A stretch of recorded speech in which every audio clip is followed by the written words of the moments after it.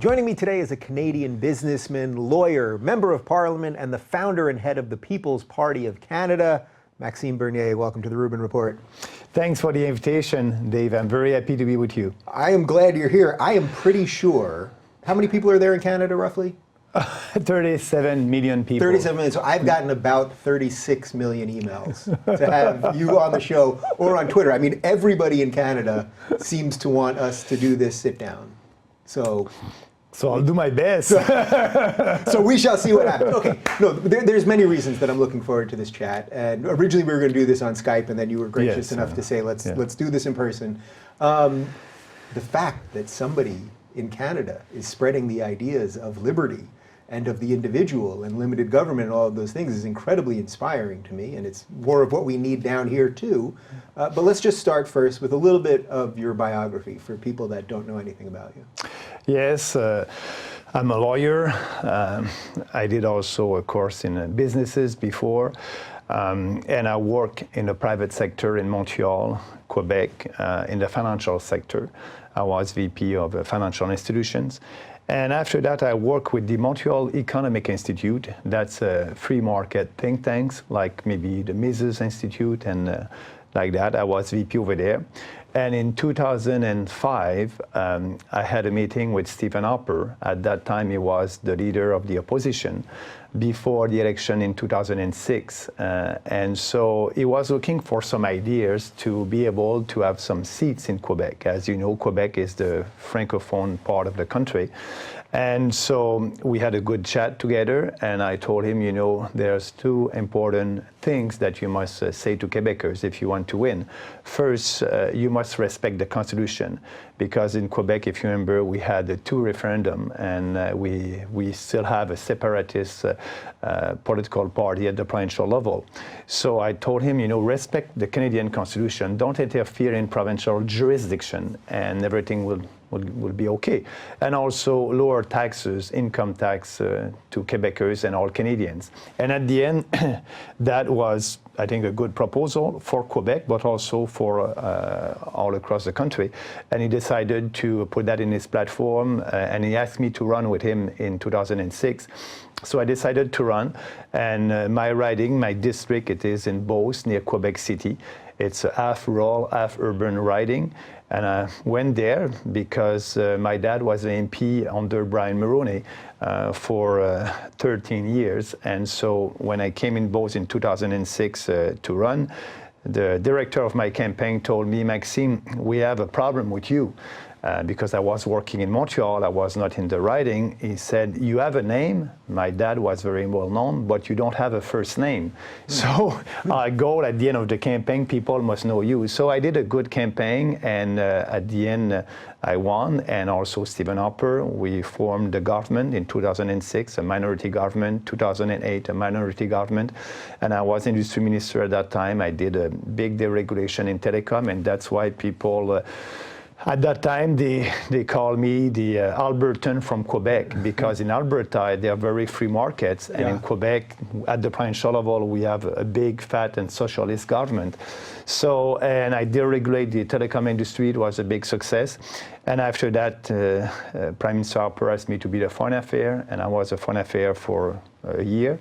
And I resigned, and I came back in the cabinet in 2010, and I was Minister for Small Business, and after that, Minister for State for Agriculture. And so we had a majority government in 2011, and so we did some reform. And after that, in 2015, Trudeau went in power. And I'm still a member of parliament. Yep. And Harper resigned as the leader of the party. And the fun is coming right now because I decided to run for the leadership. Yeah. And create, after that, I didn't win with 49% of the votes. And I was the most libertarian candidate. And I had a very strong platform about individual freedom, personal responsibility. Actually, the four themes of our platform was individual freedom, personal responsibility, respect, and fairness. And all our policies were based on these principles. That was very successful. at 49%. And, I was the only one to say we must abolish corporate welfare 100%. We must also cut foreign aid and do a lot of changes like that on the economy and also on the immigration. I had a strong platform. So I didn't win. I tried to work with the new leader, Andrew Scheer. I wanted the leadership of the Conservative Party of Canada to adopt some of our reforms because that was very popular. And a year later, he told me that they didn't want me anymore. They won't take any of the ideas that I put forward. And also, I did a couple of tweets that they didn't like. We'll get to your Twitter in a little bit. Don't worry about that. And so I resigned from the party, and in September I decided to create the People's Party of Canada. Yeah. All right. So we've got your basic political pedigree there. Yeah. Is there an inherent sort of oddity of a libertarian trying to go into government, where most people that go into government want to grow government? They believe that if only their policies were instituted, they could have a better government that could do more and so on. Versus a libertarian comes in, you cut regulation, you wanted to cut some programs, et cetera, et cetera. It's almost like you're trying to shrink the thing that's also your job. Now, you've had real jobs also, so I suspect you could look at it perhaps a little bit differently. Yeah, because, I was in the private sector before, and I know that too much government, it is not bringing prosperity. And I'm a kind of an Austrian economist also. I like Mises and all, my preferred website is mises.org. So I'm on the economy, you can call me a libertarian, but I'm not a real libertarian, because a real libertarian will ask for open borders or no more regulations or legislation on drugs, and so I don't believe in that. I think we must have a state that will have some regulation, basic regulations. So how do you figure out where that line is? That's been one of the themes that I talk about with a lot of different guests, and that sort of seems to be a little bit of the difference between people who consider themselves classical liberals and libertarians, where there's a little more, say, hand of the state on the classical liberal side. Libertarians, it's hard to know where the end is. Are we just in Mad Max? Mad Max, which sometimes they call you Mad Max. So there you go. So for me, it's all about the economy. That's the most important. And yes, our social policies must be for more freedom and personal responsibility. And I tried to make a big difference with the state and the economy, like we did in the past with the states and religious. So that's always important to have this difference. And on the economy, it's easy to be a libertarian it's easier to be a libertarian and a politician because it's all special interest groups that are coming to you and they want a privilege or more subsidies or things like that. So I'm making the line when I'm saying what I want to work for all Canadians and not for a special interest group. And when a special interest group is coming to us and they just want to promote their privilege or to keep their privilege, that would be easy for me to say, no, I won't do that. The best example was the cartel that we have in Canada in supply management. That's a socialist system that Pierre Trudeau put forward 45 years ago, where milk, poultry, and eggs, the producers are fixing the price and fixing the production for the Canadian market. They cannot export. So Canadians are paying twice the price for milk, poultry, and eggs if you compare that with the price that you're paying here in the US. So this cartel is very powerful. And when they came to me and they wanted to keep their privilege, I say, no, we'll abolish that. We'll have a transition period. You'll be able to export. I believe in a real free market. If a free market is good for every industry, it must be good also for these people. So what's the counter argument on that, though? If Trudeau now, not the old Trudeau, but if our current Trudeau, or your current Trudeau, was giving the counter argument on why you wouldn't free that up? Yeah. Is that just because he doesn't believe in free market economics? I mean, But it's because it is a powerful lobby, and also they want to keep seats also, and they're very powerful in rural areas in the country, and so far they're powerful. Second, he's buying in their arguments that, if we have milk from the US or eggs from the US, that won't be the same quality, and we need to stop that for being sure that we can control the quality of our products. And so that's another argument. But for me, when you have a legislation, everybody must respect that. So if you want to export to Canada your eggs or your poultry or your milk, you must follow the Canadian legislation and regulation. That's a no deal. And but it's the powerful. They're very powerful. So the thinking is they want to keep not only Trudeau but also my former party, the Conservative Party of Canada, the NDP also. They're too afraid to just listen to Canadians. They think that, we have a good system, and they think that Canadians don't understand that system. They think that Canadians don't understand that they're paying twice the price. So the more I speak about that, the more popular it is, and that was very important in my campaign for the leadership, and it is also part of our platform right now. So answering your questions, why Trudeau want to keep that cartel, I think it's only for political reason. So is the idea of liberty and personal responsibility and some of the other things that you're running on, are these oddly new in Canada? And I say that because when you started coming on my radar about a year ago and I saw people started tweeting about you, there were a lot of people saying something to the effect of, wow, if a libertarian is needed in Canada, then something really must be wrong there. As if there was no need for it for a long time, but maybe something unique is happening now. Yeah, people are ready for the new ideas, and I think people are fed up with traditional politicians that are saying something a day and the opposite the other day. A politician that try to please the special interest group. So what I'm doing, I'm doing politics differently, and there's no political correctness for our party. I'm saying what must be said for better policies in this country, in Canada, sorry, and so.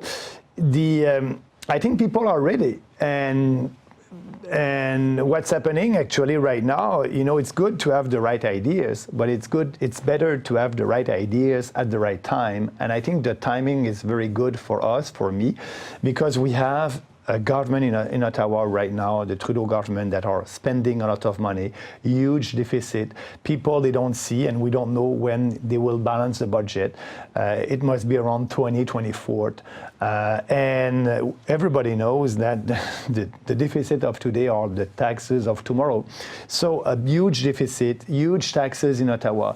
And the economy is so-so right now in Canada. So people are looking for a kind of alternative.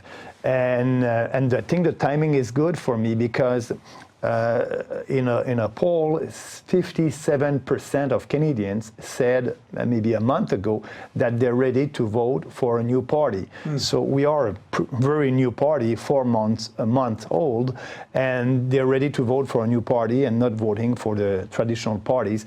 Something is happening. I think the big government in Ottawa, every time putting a lot of regulations and a lot of subsidies to businesses. The government bailed out the GM a couple of years ago, more than $2.5 billion, and GM said 2 months ago that they will leave Canada. Yeah. So it's a waste of money. We're giving a lot of money to big businesses, and all the other politicians are saying, yeah, it's okay, we must help business. What I'm saying, yes, we must help businesses, but every businesses having a fair policy, that is to lower taxes to every businesses and not giving subsidies and picking winner and loser. Yeah. So I think people are ready for a change. They're seeing what's happening in our country, and they know that we're not going in the right direction right now. So let's talk a little bit about regulation, because I think a lot of people think, especially if they're on the left right now, they think if you say I'm cutting regulation, well, first they go to environmental regulations. I think that's what they think first, so I do want to ask you about that. But also they think if you're just talking about it purely at a business level, that means that capitalism will then run amok. That all of these businesses will then start dumping in the rivers and doing shady deals with each other, and competition will be crushed and all of those things. So do you want to do business or environment first on the regulation front? Yeah, I think let's do business first, and then we'll get. Yeah, let's do business first. Business must answer the needs of their consumers. So consumers are asking for better products and for products that will respect the environment. That's why they're asking for electric cars, and so you don't always need regulation to force that. The free markets, the wish of the people will force businesses to adopt their practice in the right way. And so when you have a real free market and when you have competition, it's always good at the end for the consumers. You'll have a better products and you'll have lower prices. But at the same time, the way that they are producing their products will change. Right now, some people are telling me, we must have, corporate social. A corporate, how do you call that? Corporate social... corporate welfare? No, corporate social identity. A corporation must be socially well... Oh, that they have to have like a social awareness. Social awareness. Yeah. And I said, not really, because a corporation first must make profits. If they don't make any profit, they won't be able to do anything. So if they're profitable, it's because consumers want their goods and products. So that's the first goal of our corporation, to make products. And I think that you need regulation, but what we're doing right now, every time that something happens, we put a new regulation. But they must be responsible of their actions, corporations and individuals. So that's important for me, and I think Canadians understand that. Yeah. What about on the environmental side? I think this is the big one. I think even for people who can understand free market economics a little bit more, people think you just can't leave this environmental issues up to private companies. Yeah. You can sue a corporation if they don't respect the regulations. Actually, clean water, it's very important. But, when you have facilities that are owned by the government or by the municipalities, everything must be public if they're doing tests and things like that, if the water is clean or not. When it's not public, you cannot sue them if they don't respect the regulation. So I remember that Margaret Thatcher in Europe, the way to clean water over there was to have a regulation saying every test that you're doing, and that was done by municipalities, a public entity, must be public. And you will be responsible to be sure that you respect the regulation. So she just put a regulation on that. Mm-hmm. Every test was public. And 5 years later, the water was cleaner than it was before because they didn't want to be sued. They didn't want to be, so they were responsible. So when you have a real free market, when everything is on the table and you know the information, that brings usually a better quality of water or land. And so you have property right for that, and property rights, it's the basics of all that. But speaking about environment, now the debate in Canada, it's climate change. Yeah. So everybody wants to do something about climate change, and I'm the only party who said, we won't do anything. Environment in Canada, it's a shared jurisdiction with provinces and the federal government. And I don't believe in the Paris Accord. I don't believe that Canada would be able to achieve the goals that they put in the Paris Accord. And actually, the UN and the radical environmental in Canada said the same thing, that Trudeau wants to impose a carbon tax of $20 a ton. And he must impose a carbon tax of at least $200 a ton if he wants to achieve his target. So at $20 a ton, it will be only a distortion for the economy. And hard-working families will pay higher prices. So that's why, I don't believe in Paris Accord, and I think that we must not impose new regulation on that. We must let provinces and other provincial government, if they want, to have a cap and trade like they have here in the US, and other kind of a process for that. For us, I want to have a program that will maybe be very strong on clear water, clear air, something that people understand, and having the property rights that will work, and more information. You need more information at the same time to be sure that people will understand if this lake is clear or not. Yeah, so I'm glad you mentioned that, because it seems to me that it's about information and being able to get your messaging across. So for example, the Paris Accords, which obviously the United States pulled out of, it seems very easy. If you listen to the media, it was very easy. We have to be part of the Paris Accords. And then if you ask anyone what the Paris Accords are, they have no idea. If you ask them, well, is it a binding? Is there any, is there anyone watching to make sure any of this happens? They have no idea, and the answer is no. I just read last month that despite the U.S. pulling out of the Accords, that right now the U.S. is meeting most, if not, or exceeding all of the standards of the Accords. So how much of this is just about getting your messaging across? Because this will shift us a little bit to talking about the media, which you've had an interesting relationship with, to say the least. Yeah, you're right about that. You know, it's all about virtue signaling for a politician, but I think Canadians understand that. They understand when I'm saying, you know, the Trudeau government. Actually, right now, they are hypocrite. They are saying something to the population, knowing that they won't be able to achieve that. So I prefer to tell the truth, saying, you know, we won't sing that, and we won't do anything to achieve that, and we won't spend $2.3 billion to send that to African countries to help them to fight climate change. I think we must help Canadians first, so that's part of our platform. But the other party, like the Conservative Party also, they don't want to have a carbon tax, but they want to impose more regulations on Canadian businesses. And that's not the solution, but they try to please maybe the media, but also a portion of the population. And I think that, you know, when you explain, and that's what I like in politics, you know, I like to explain our policies and why we are having the right policies based on freedom and responsibility. And when you explain that, the more you explain, I think the better people understand it, and the more people will want to vote for our party. So for me, when I'm the only one to speak against the Paris Accord, there are a huge clientele there, and it won't hurt me. It will help me at the end. And you know, my deal with Canadians is be true, tell what you believe in, and have some debates, real debates, and that's important for me.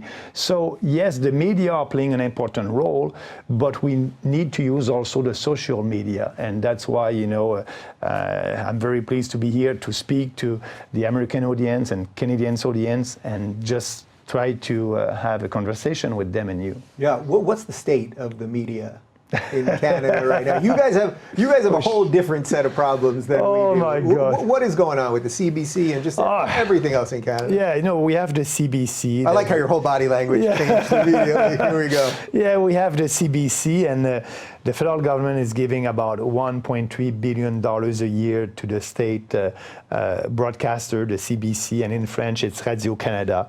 And I'm the only politician, and it's a very popular policy that we must cut that because it is unfair. The CBC are competing with other private broadcasters for the advertising, and also they receive money from the government. So it is not fair. We must cut the CBC, and what I want the CBC to be a little bit like a PBS in the state. If they're so good, they will be able to have money from their viewers. But also the CBC, their editorial board are a little bit, I will be very very kind, a little bit leftist. So you're being very kind. Yeah. It's worse in French though. The Radio-Canada in French are more leftist than CBC sometimes. So, is there a reason for that?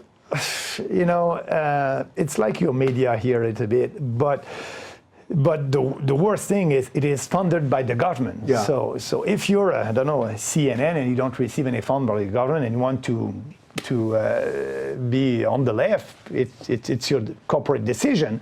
But the CBC must be more neutral, and they're not. So that's the big problem that we have in Canada. The way to fix that is, first of all, CBC must receive money from their viewers first, and second, the government must, if the government is giving money to CBC, we must know what's happening, and maybe the executive of the CBC must be before the Parliament once a year to explain their editorial policy. But that being said, the media, we have the CBC, we have the traditional media, but when you're a real conservative or a right-wing politician, you don't have the same coverage than the liberals or the left they're having in these traditional media. Do you think in a weird way that that's working to your favor now? I think so. Because at least in the circles that I can see, you seem to be the hottest Canadian politician. Despite the fact, and maybe it's fueled by, maybe it's not despite, maybe because of the fact that you're the outsider from the media and people are so fed up with the media that it's like, oh, here's this guy doing it, circumventing them. And also, when the media, the traditional media are writing something about us or my party that is not true, I will call that. I will, and I'm very, very factual on social media and Twitter about it. And I don't try to please everybody, or I don't try to please the media. They have to do a job. If they're fair, it's okay. If they're not fair, I will be out there and I will argue my case. And that's not all the politicians. The politicians are not doing that. They want to be fine with the media. They don't want to have a fight with the media. And for me, I will have a fight with a journalist if he's not doing his job. And I think people appreciate that. So yes, when they're doing something not objective on our policies, on my party, that can help me at the end. Because, the credibility of journalists, it is not the same with people like you on social media. People have another way to find their news, and they're a little bit more critics toward the traditional journalists. And yes, I agree with you, that can help me as a politician. Are you able to debate some of your political opponents these days? I mean, does anyone in Canada put these kind of talks on television where you can actually get into the ideas with some of the people that you disagree with? No, usually when I'm on the traditional TV in Canada, it's all about, 5 minutes, 6 minutes. Yeah, and they want to get you. I mean, I've seen some of these. Yeah, they want to have it, and they don't give you enough time to answer the questions and to go deeper in the subject. But that's why I use social media. That's why I'm present in social media. So, but, I need to deal with that, and I think it's going very well right now.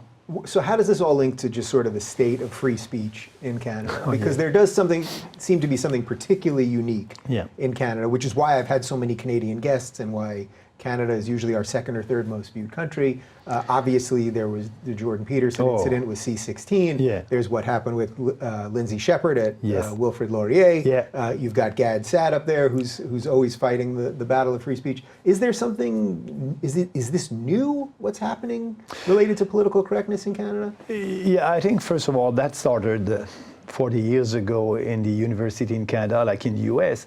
But now what's happening, there are some politicians who believe in that.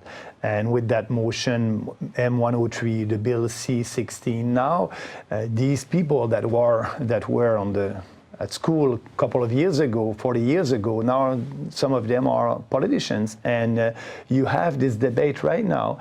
And it's good for us that we have Jordan Peterson and people like that. We must fight. I think we must not take for granted in Canada our freedom of expression, free speech, and we must fight. And I'm doing that as a politician. And with that bill C-16, that was crazy bill. Jordan, they want to force us, Jordan, to speak with a transgender, not he or she, but what was the word? Well, it was whatever they wanted. Whatever they want, yeah. But there's no obligation, There's no obligation to please everybody. Yeah. And is that what this all comes down to, though? That people just don't understand the fundamental responsibility of government in a free society? I mean, if we were boiling all this into one thing, that seems to me to be it. Yeah, you don't want the government to tell you what to do. You don't want the government to tell you what to say. You know, it's the basics of our democracy. And actually, you know, one of our candidates, Laura Lynn, because we have 3 by-elections in Canada at the end of February, the 25th of February, and I will have candidates. The People's Party of Canada will have candidates. And one of our candidates, Laura Lynn in BC, Burnaby, BC, in that riding, she at the provincial level fight for against gender fluidity.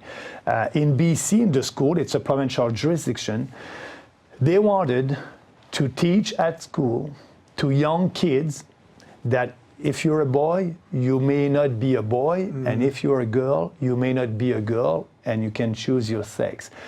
The state wants to impose that and to teach that to young people. And Laura Lynn said, no, I don't want that. I don't want the state to tell us what to do. And that must be the responsibility of the parents. You don't have to put that in the mind of a young boy, 6 or 7 or 5 years old. So, but when she decided to be our candidate, all the mainstream media, oh, Bernier, and I said, you know, she has the right to her own opinion. And that's a great debate that they had at the provincial level. Now she's doing politics at the federal level. But, you know, they were trying to look at her like, you know, she may be a crazy candidate because she has some opinions and strong opinions. But, you know, because I believe in freedom of speech, our candidates can have opinions like that. We have candidates that are pro-choice, we have candidates that are pro-life, but Justin Trudeau and the Liberals, they don't want any pro-life candidates. So for me, my party must be like our Canadian society.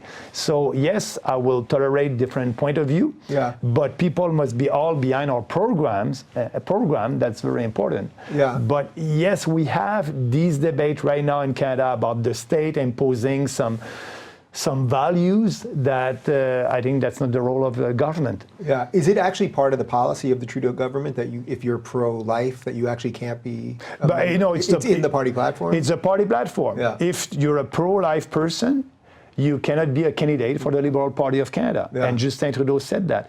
But you know, that government is all obsessed by sex and gender. Yeah, it's endless with him. Oh yeah, the last budget, you know, that was a gender budget. I think. What does that even mean? But what that means, they didn't have a lot of economic data in the budget. Yeah. It's supposed to be a budget, supposed to have economic data. They didn't have a lot of economic data. But I think the word gender was in the budget 300 times. Wow. So, and I will give you an example. If you want to build a pipeline in Canada, with the new bill C-69, you need to do intersectorial sex and gender analysis. Don't ask me what that means. Intersectional sex and gender analysis. That's in the legislation. So, the sex and gender... To build a pipeline. To build a pipeline. Yeah, a lot of people were talking about this when we were in Alberta. Yeah. The sex and gender expert will look at the impact of building a pipeline in a rural community with men and women and the sex, and so it's crazy. It's a nonsense, it's crazy. So, and this government is obsessed about that. And I think that's why people are looking for an alternative. So a guy like Trudeau, it's hard to judge what's really going on in someone's mind, but do you think he really believes in the things that he's saying when it comes to all of this gender stuff? Or is it just that it always leads to bigger government? And what he wants fundamentally is bigger government because he wants more power. He believes in state power. Yeah. So that it's almost like it's an ends. The ends justify the means. It's like you'll just say anything about gender and all these things. I think he probably kind of believes them, but at the end they just give him more power. I think first of all he believes it, and I think also it's because he believes in a big government that will fix every problem in our society. That's his philosophy. And you know, when he said that, you know, I don't know, Canada has no core identity. Or Canada is the first post-national state. You know, people, they understand in Canada that we are a nation. We are not a post-nation state. We have Canadian values, and we share the Western civilization values. So for him, is a little bit like his father, you know.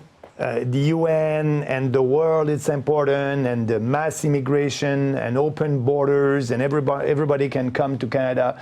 That's what people, they don't like that in Canada. They want us to respect our immigration system and having a sustainable immigration system. So Trudeau, I think, wants to build a big government, and at the end he believes in a supranational government. You know, he just signed in 2010 with the UN. There's the UNPA, UN Parliamentary Assembly. It's a group that want to promote a world government like the EU Parliament that will be able to write legislation that will be binding with countries, and they will lose their sovereignty. And Trudeau in 2010 promote that and believe in that. So it's all about the UN, it's all about the big government, and it's all about him trying to find the right policies that will solve every problems. But that's not the case. Just less regulation, more freedom, you'll have more prosperity. I think people are tired of that in Canada. It almost strikes me as it's like a psychological condition more than anything else. It's just like sort of what, like it's obvious to me that you believe in just that the individual can, to the best of their ability, solve their problems. Not all of them, but to the best of their ability. Absolutely. And I think that this other set of people believe that, I don't know, I would view it as almost a very dim way of viewing humans. That if we all weren't controlled, that endless evil would spread everywhere, or something to that effect. Yeah, I think they believe that Canadians are children, and you know they must follow regulation. But I trust, you know, I have faith in people. I have faith that they have the ability, the dignity, and the right to make their own decision and determine their own destiny. That's important for us. That's important for me. And yes, you can make a mistake, but you'll be responsible of your success and your mistake. That's how you learn in a society. That's why, you know, speaking about that, people like me a little bit, and they're looking at Jordan Peterson and they're saying, oh, Bernier, personal responsibility, and Jordan also, his book, it's all about that, you know, clean your room before cleaning the world. So be responsible of your action, and that's what we want to do. That's what, as a politician, I want to do. Well, I mentioned it before we sat down, but I may as well say it on camera that when I go to these events with Jordan, and especially the 12 or 15 we did in Canada, I say something about Trudeau and the whole audience boos. I say something about you and the whole audience goes crazy. So something good is happening. You've mentioned borders a couple of times. Yeah. This does seem to now be the hot one, at least in the United States, where we seem to be caught between either a wall or open borders. And it's not a real choice, I don't think. It's not a sensible choice. And on one hand, if you're for the wall, they say you're racist. If you say you're for open borders, then you're an anarchist, or whatever it is. So what would be the right way to look at borders if you want to maintain your national sovereignty? Yeah, and that's a debate that we're having right now in Canada, because, as you know, we have people who are crossing the border from the state of New York to Quebec, and they are asking to. They said that they're refugees, and actually they're not real refugees. You know, your life is not in danger in the state of New York. But that being said, they think it is. Though. They think it's perceived. Yeah, perceived. Yeah, but the last 2 years, I think more than 40,000 people crossed the border illegally. So the Trudeau government doesn't want to fix that. And that's a big issue in Canada. So what I'm asking as a politician, we have an immigration system, and that is, it was going very well, a point system. So it's a privilege to be Canadians. And we want people who come here to share our Canadian values, our basic Western civilization values, and it's a privilege. So we have three kinds of immigrants in Canada: the reunification of family, the refugees, and the economic immigrant, the person that will come because they have a job, because the business was not able to find a Canadian for that job. So they are coming, they have a job, and usually it's easier to integrate a society if you have a job. But we don't need to build a wall between Canada and US. We just need to be sure to respect our immigration system. And the way to do that is to have a discussion with President Trump about the third safe country agreement. We have an agreement with the US about that, and to fix that loophole. So people who are crossing at a real point of entry, it's okay, but people who are crossing and not a real point of entry, they must go back to the US, and we must have an agreement with the US about that. And I think we can have that kind of agreement if we sit with the Trump administration. But at the same time, we must be clear that people who are coming to Canada must come from the right reason. And these people who are crossing our border right now, 40% of them will have to be deported because they're not real refugees. So it's a big cost for Canadian taxpayers because these people will be deported maybe in 3 years from now. So we must fix that, and we have a strong position in our platform. Yes, we'll fix that at the border, but we don't need to impose a wall. We don't need to create a wall. But the most important, we need to focus on more economic immigrants. That's what we need in Canada, and a little bit less of refugees and a little bit less of reunification of family. So that's a strong position. But saying that, yes, it's a risk in Canada when you say that as a politician. But I'm taking that risk. And yeah. What do you make of the libertarian argument that is pro-open border? Because I've had many guests here that are libertarian that take that position. I've never been convinced of it. I don't understand the fundamental premise because, as you said earlier, it's if you're a nation has borders. That's just, otherwise everything is just an amorphous blob. But I'm sure you hear this when you're in libertarian circles. So what do you make of that argument? That's not coming from the left. That's coming from in a different direction. Yeah, absolutely. So our party is, we're not anti-immigration and we're not open borders and for mass immigration. So what we want is a little bit less immigrant, 250,000 a year like we had under Stephen Harper, not 350,000 a year. Trudeau government, they increased that by 40%. So what I'm saying when people say, oh, open border is good, it's not everybody that can be part of a nation. If you don't support our values, if you are, pro Sharia law, that's against our values. That's against freedom between men and women, equality between men and women, the respect of the rule of law. If you want to impose a new rule of law, Sharia law, the integration won't be very well in our society. So these people must share our values, our Western civilization values. So that's why if you have an open border and you want everybody from everywhere to come to Canada, that will create tension and dislike in the population. And that's happening actually in Europe right now. Are you able to point to that? That's the one thing that I've never understood, that Europe is having all of these integration problems. Merkel has basically said she screwed up. After letting 1 million people in. Are you able to point to that and say, you see, they might have, that's the warning. I'm doing that. Journalists are telling me, Maxime, nothing happened in Canada, it's a great country. I said, yes, it is a great country, but I want this country to be like that in 20 years from now. So that's why we must have the discussion right now. And people who are coming to Canada must share our values. If not, they're not welcome, because the integration will be very difficult. And that's the Trudeau government policy on extreme multiculturalism. So, for Trudeau, diversity is our strength. And for me, it's unity who is our strength as a country. But Trudeau is always pushing for more diversity.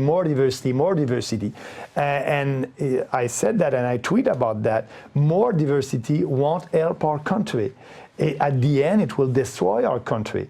I know that Canada is a diverse country with people coming from different countries and with different culture, but at the end, they integrated our society because they believe in our freedom, in our values, and they want to share our traditions and our heritage, celebrate our heritage. So that's what we want. And we need to have that discussion in Canada. And I'm having that discussion actually. So that's why I don't believe in open borders. I think it will create too much diversity. And I want people who come in our country to share our values, and it's a privilege to be Canadians, and like it's a privilege to be an American. So we must choose our immigrants, and we did that for the last 35 years, and that was very successful for our country. And people... And it's interesting, you're only trying to roll it back to what it was 40% less. I mean, it's not like you're doing something, it's not like you're saying, we're not letting anyone in. No, only 100 people are coming in. You're just going back to a couple of years ago, And it is Justin Trudeau who is radical, because the last poll in Canada, 49% of Canadians said that they want fewer immigrants, and only 6% of Canadians said that they want more immigrants. So who is the radical, Maxime Bernier or Justin Trudeau? Justin Trudeau increased that by 40%. So that's a fact. And that's what Canadians, I think, they're fed up with. It's extreme multiculturalism, the cult of diversity. Too much is too much. And I think Canadians can see that in the future, if you go on that road, we'll have more problem, and the integration would be more difficult. But I'm not anti-immigrants, and people came in our country and they built this country, but they came for the right reason, and they're proud to be Canadians. Yeah. But the Liberals and the Conservatives are doing identity politics, and they try to please every special interest group, but every special ethnic groups also. So, and they call that outreach. But for me, the policies must be the same for every Canadians, and we don't do any difference with your race, your gender, or what. So for us, it is not important. But the Canadian government is playing that they're doing these policies, and I think that won't be good at the end for our country. Yeah. So speaking of these policies, I've also seen you on Twitter. You're not a big fan of what's going on at the UN these days. No, I'm not. To say the least. Can you lay out why the UN? Why you're so down on the UN? But it's first of all, it's a dysfunctional organization. Just as example, I think the last 2 years they voted 21 resolutions against Israel on human rights, and only 1 or 2 resolutions against China or Cuba or Venezuela. So, and the countries that are on that human rights committees or it's all the bad guys. Yeah, it's all the bad guys, and Iraq, China, all the bad guy, all the dictatorships. So it's a joke.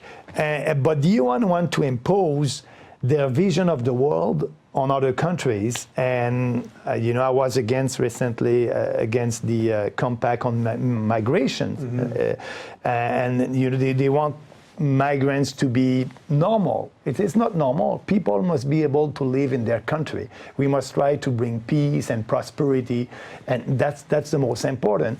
But no, they want that to be normal. There's 250 million people that are migrants on the globe, and they want to facilitate that. So, and the Trudeau government signed that agreement, but they were saying, oh, it's not binding, it's not binding. But at the end, why signing an agreement? And if you said that you will follow all that, but yeah, it's not binding, but you will put legislation in place to be in line with the agreement that you signed, so that will have an effect on our country at the end. It won't be imposed by the UN, it will be imposed by a legitimate elected Canadian government. Which is ironic, because the Paris Accord was non-binding too, and he was all about the Paris Accord. Absolutely. Yeah, you're right. So I think people there, and I think I was very clear about it, and I had a lot of support about that migrant compact, and people understand that we have our sovereignty as a country, and we must be able to select our immigrants. And so that's coming from the UN. So yes, you're right. I don't like the UN. I think that they're not so efficient, and I'm clear about that. Yeah. Do you guys have a strain? We're seeing in Europe now where there's nationalist parties, that there does seem to be a strain of sort of ethno-nationalism, or something that has a different racial connotation to it. Do you guys have a strain of that? in Canada? Because it seems to me that I think what's happening, and we're starting to see it here, is that if the good liberals and the good libertarians and the people who just want to live and let live, if they don't start making some advances against this radical leftism that's moving, there's going to be a lot of people that break in a bad way. Yeah. And in a weird way, I wouldn't be able to blame them. Yeah. And I say that as someone that has no racism in my heart. But they would be left with no alternative as they watch their country crumble. Do you have any of that in Canada? No, we don't, and it's a good news. But at the end, that's why we must have this discussion. And I don't fear to have this discussion. For me, there's no political correctness, there's no taboo subject, and we need to have that discussion, and I'm having that discussion with Canadians. And I think it is time to have that discussion. If we wait too long, that can happen in our country. Yeah, so right now, I would imagine there's probably some people on the right that are saying, well, Bernier, if he gains too much strength, it'll sort of split the right, and then that gives us Trudeau. I mean, this is always the argument against libertarians, right? And I say this as someone that I voted for Gary Johnson, and and I get it. The more at some micro level, when it's the third party is usually the Libertarian Party, that's usually going to take from the conservatives more than the lefties, and then there is an argument. Then you're always going to end up with a lefty government. I suspect, as the guy leading this thing, you don't buy that argument, at least in the long term. I don't buy that, but actually it is the only argument that my opponent, the Conservative Party of Canada, has. So that's their whole thing, is this guy, you vote for this guy, you're going to fracture us. They have a weak leader. There's no conviction there. The Conservative are doing a lot of polling and focus group and survey, but they're not doing politics by conviction. And I'm doing politics by conviction, and we must speak about what we believe openly with passion and conviction, and that's what I'm doing. That's a big difference with me and Andrew Scheer. And Andrew Scheer tried to please everybody. And he said, actually, he was with the Toronto Sun, and he said, my party, he is a centrist, pragmatic, political party, open for a lot of ideas, for a lot of people. So what he's saying is he doesn't have any principle, doesn't have any conviction, doesn't have any vision for the country. He wants to please everybody, but at the end, when you please everybody, you end up pleasing nobody. So that's, the Conservatives are not happy with him, but they're telling me, Maxime, we want to win, and yes, you are splitting the vote. But I'm saying in a democracy, the vote, it's always split. If you don't want anyone to split the vote, it would be a dictature. You don't have... So what I'm telling them is, Andrew Scheer, when I was with him, when I was a Conservative, he was not winning against Justin Trudeau. Mm-hmm. He was always 6 to 8 points behind Justin Trudeau. And Maxime Bernier is not with Andrew Scheer right now. And Andrew Scheer is not winning. He's behind Justin Trudeau by 4 to 6 points now. So he's not able to win. So what I'm saying to people, vote for your values, vote for what you believe in, be part of the change, be with us. We have the momentum right now. We have the real conservative policies and ideas, and come with us, and we'll see what will happen. Maybe we can have the balance of power in a parliamentary system. We can be in power also. I don't know what will happen, but I know that we have the momentum. And so you think it's a risk worth taking, regardless, even if at the end of the day the party splits, or not the party because it's two separate parties, but the votes are split enough that you end up with Trudeau again. You think it's just long-term, it's what you have to do, basically. You have to vote for what you believe, and I'm giving them another alternative. And why you will vote for a politician that is telling you something, and at the end he won't do any reform, he won't do anything because he will look at the poll and he won't be able to do that. I'm speaking about real conservative reform before, after, and during an election time, every time. So yes, that there's a risk over there that Justin Trudeau be elected, but maybe he will be elected only as a minority government. Mm-hmm. And if it's a minority government and we are there with a lot of seats, we can be the difference, and we can impose our reform to the government or reverse the government. We don't know what we can do, but I don't know what can happen, but I'm telling them that's a risk. But vote for what you think will be good for this country in the long term. That's what we're doing right now. They like the poll. That's why I'm telling you that's the only argument that they have. Yeah. But the goal, and I think I can defeat Justin Trudeau. The most important for me actually is to be able to have candidates all across the country in every riding, and we'll be able to have that. So we're not a regional party, we're a national party in Quebec and outside Quebec and all across the country. And also I will be present at the national debate on the national TV during the election campaign in September, October. And that will be important for me as the leader of a new party to be there. And I think I'll be able to question the other leader, to challenge them, and that will help our party at the end. So we can be a big surprise, and I'm telling people, come with us, vote for what you believe, be part of the change, and we'll be able to do something. I don't know what will be the end result of all that, but I can tell you that we are able to change the country for the better. Yeah, that should be the ending, but I'm not quite done yet. But that was the ending portion here in a way. That was your closing stump speech there. What do you make of sort of the state? We haven't talked at all about religion. It's one of the themes that we've talked a lot about here, and I know you're obviously familiar with Jordan Peterson's work.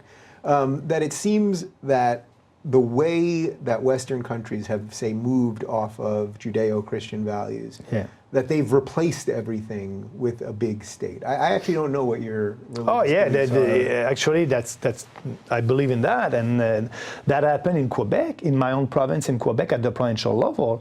We had the relationship with the state and the church in Quebec in the 1950, 1916.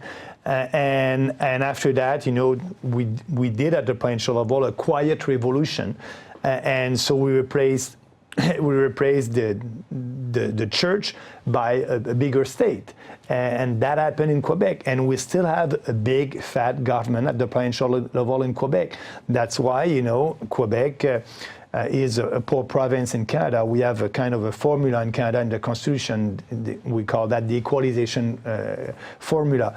The rich provinces are giving money to poor provinces, and Quebec received equalization money for the last 50 years. So because bad economic policies at the provincial level, and because of a big state at the provincial level. Does it ever work? Does shifting the money ever work? I mean, why did they have to do it for 50 years if this was so the good policy? But politicians like to give money so what you're saying about when I think we did that in Quebec and at the federal level with the Trudeau government, they want a bigger state, absolutely. So I agree with Jordan when he said that. That was the case at the provincial level in Quebec, a little bit more evident, but also at the federal level. So politicians want a bigger government, and the more bigger the government is, the more power they have, the more regulation they're doing, the more influence they will have, and so for me, I don't buy that. So as a libertarian in government, which as I started this is an odd thing because it's the only type of people that want to scale back the very thing they're becoming part of. Are you worried at all that everything has become political? That it seems politics has sort of replaced sports, at least here in the United States. The way we talk about politicians is the way you used to talk about athletes. We worship these people who've never accomplished anything, but they're good on sound bites. Or Trudeau has nice hair and wears nice socks, although you're doing all right in the sock game. But that we worship these people who should have, if we were doing this right, would have almost no control over us, and yet we've elevated them to some magical state. That's got to be just weird for you personally, as someone that you want to scale this thing back, and yet you have to be part of I have to be part of that. I have to be part of that to do that. You're absolutely right. But yes, and I think that the population sometimes they're putting too much faith in a politician to change things, and that's what I'm telling to people.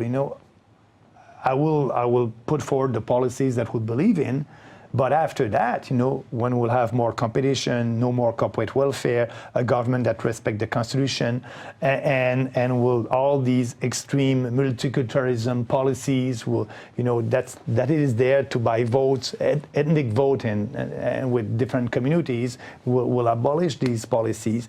So I'm telling them I'll do that, but at the same time, I'm doing that because I believe in you, because I don't want to save you for every individual problems that you can have in your life. I want you to be responsible. That's a little bit, but I'm the only politician who speak like that. And for me, I believe in free markets. I believe in competition. But when you don't have competition, it is fun.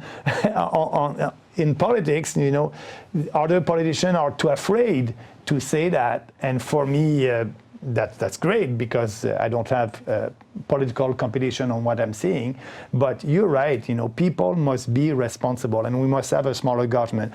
And I want to have that job to be sure to do what I want to do and help people in the right way by giving them back their responsibility and giving them back their own money and giving them back increasing their purchasing power. So all the things that if they have more money in their pockets, they'll be able to do more things, and so for them or for their family. So that's what I want to do in politics, and I like that. Actually, it's my best time in politics right now. Yeah. All right. I normally don't end an interview asking for a favor, but my favor is this. If you can make this thing work in Canada, can you then send somebody down to fix the libertarians in the United States? Because our libertarians need some help. I mean, but your voice and someone that's speaking clarity on libertarian issues, because we have a lot of talkers that are doing it. We have a lot of YouTubers and think tanks that do it really well, but for whatever reason, and I voted for Gary Johnson. I think he's a really nice man, but he wasn't a great candidate. We need that, what you're presenting. So if you've got anybody, can you send them our way when you're done with this thing? Don't deal. Sounds good. All right. Well, it was a pleasure. Thank you so much for coming in. And Thanks, for more on Maxime, you can check out peoplespartyofcanada.ca.